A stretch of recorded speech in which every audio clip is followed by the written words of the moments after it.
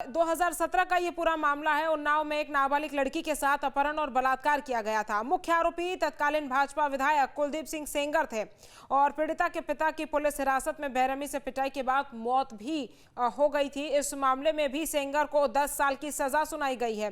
और देखिए 2019 में पीड़िता की कार का रायबरेली में एक्सीडेंट हुआ जिसमें उसके 2 रिश्तेदारों की भी मौत हो गई और वो खुद गंभीर रूप से घायल हो गई थी। साथ ही दिल्ली की 30 हजारी कोर्ट ने दिसंबर 2019 में सेंगर को दोषी ठहराते हुए उम्र कैद की सजा सुनाई थी और 25 लाख रुपए का जुर्माना भी लगाया था। और अभी की अगर बात की जाए तो वर्तमान में कुलदीप सिंह सेंगर जेल में है। हालांकि दिल्ली हाईकोर्ट ने हाल ही में यानी कि 23 दिसंबर को उम्र कैद की सजा को निलंबित कर दिया था, लेकिन सुप्रीम कोर्ट ने आज उस पर रोक लगा दी है। बड़ा झटका लगा है कुलदीप सेंगर को। और पीड़िता को अभी भी बता दें आपको कि सीआरपीएफ की सुरक्षा प्रदान की गई है। हालांकि परिवार के कुछ सदस्यों की सुरक्षा में कटौती भी की गई थी, लेकिन देखिए अभी भी पीड़िता जो है वो काफी परेशान है। Thank God for this, thanks Supreme Court for this, thanks to all the media, ANI especially, because you've been raising it from day one. The moment we got to know from High Court, it was the ANI who reached out, and I appreciate your zeal to support the victim, and definitely it wouldn't have been possible without the support of the media.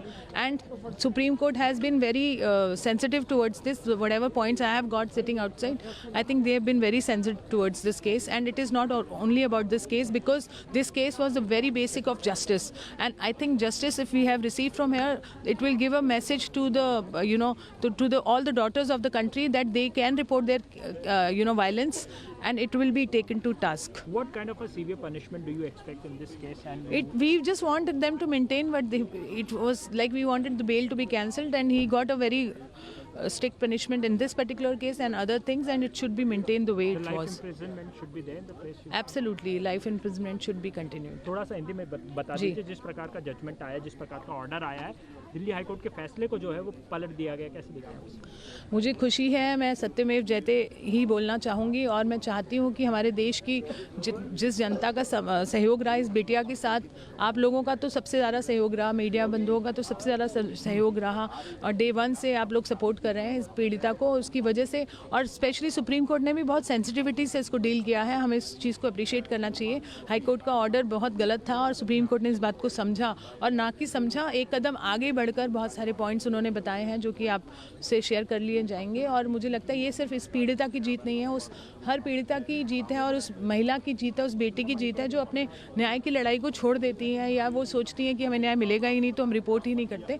तो अब reporting होएगी, और हमारी बेटियों में जो आश्वासन आएगा कि हाँ, हमें अगर हमारे साथ कुछ गलत होता है तो हमें इसको बताना है। कहीं ना कहीं सीबीआई ने जिस प्रकार की दलीलें दी थी उसको कंसिडर किया गया, और जिस प्रकार से विक्टिम की पीड़ा थी, सुप्रीम कोर्ट ने उस चीज़ को एक्नॉलेज की, और निश्चित रूप से उसी का असर देख रहे हैं। जी बिल्कुल, सुप्रीम कोर्ट ने बहुत सेंसिटिव स्टैंड लिया है इस बार। मैं बहुत खुश हूँ और मैं बहुत आभारी हूँ, और पीड़िता भी आभारी है, और आप सभी का सहयोग। पीड़िता को सुरक्षा मिलनी चाहिए। पीड़िता को ऑलरेडी सुरक्षा मिली हुई है, उसके पूरे परिवार को नहीं मिली हुई है, पर अब हम ये मांग करेंगे जो उनके साथ जुड़े हुए लोग हैं उनको भी सुरक्षा मिलनी चाहिए, हम पूछेंगे।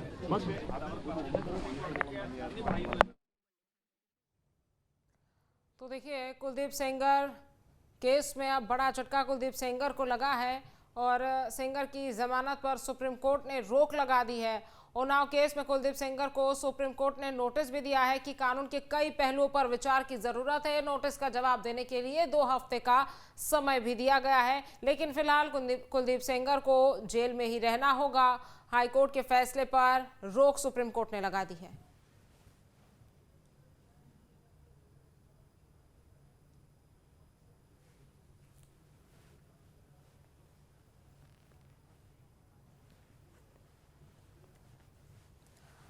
हमारे संवाददाता मोहित बख्शी हमारे साथ जुड़ गए हैं। मोहित, जिस तरह से सुप्रीम कोर्ट ने हाई कोर्ट के फैसले पर रोक लगा दी है, बताइए कि क्या कुछ दलीलें जो हैं वो सीबीआई के वकील की तरफ से रखी गई, और सुप्रीम कोर्ट ने फिर उस पर क्या कुछ कहा?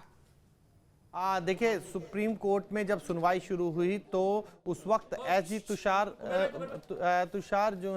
मेहता जो हैं वो पेश हुए थे, और पेश होकर उन्होंने बताया कि जिस वक्त ये अपराध घटा था उस वक्त विक्टिम की उम्र 15 साल 10 महीने थी, यानी वो नाबालिग थी। और इससे अब फर्क नहीं पड़ता कि आप वो पब्लिक सर्वेंट था या नहीं था, नाबालिग को हम क्या जवाब देंगे। तमाम तथ्य उन्होंने कोर्ट के अंदर वो ऑर्डर भी पढ़ के सुनाया जो कि ट्रायल कोर्ट का था, जिसमें बाकायदा पॉक्सो के सेक्शन की जो बातें थी वो कही गई थी। और उसी के बाद सुप्रीम कोर्ट को भी लगा, उन्होंने कहा कि हम इस तरफ इंक्लाइन हैं कि हम जो है इस मामले में रोक लगा दें। और फिर उस पर एक थोड़ी देर के लिए और सुनवाई हुई और उसके बाद सुप्रीम कोर्ट ने जो जमानत की बात थी, जो सजा सस्पेंड की, अभी उस आदेश पर रोक लगा दी है।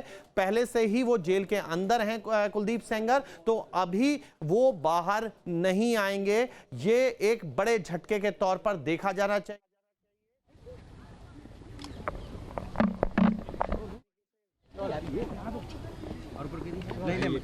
आराम से सेटल हो जाओ, आराम से हो जाओ, मैं जान नहीं रहा, चोट ना लग जाए कहीं, मैं अंदर ही आ जाऊँ, अंदर ही आ जाऊँ तो बेटर। हाँ अंदर आ जाइए, ठीक नहीं, अच्छा नहीं लगता ना ऐसे, चोट लग जाएगी किसी के, भाई साहब चोट लग जाएगी किसी के, चोट लग जाएगी, चोट अंदर अब हो गया, सेटल हो गया सर, नहीं हुआ ना वो, चोट लग जाएगी, मैं अंदर आ जाइएगा।